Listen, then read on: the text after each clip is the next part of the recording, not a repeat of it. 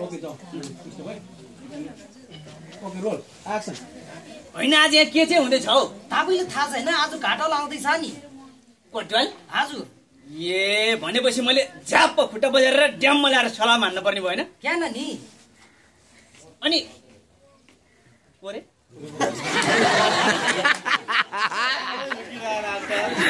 रुखमाङ्गत कटुवाल ड्याममा सलाम हान्न पर्ने भयो नि त सलाम हान्न पर्ने भयो नि त किन नि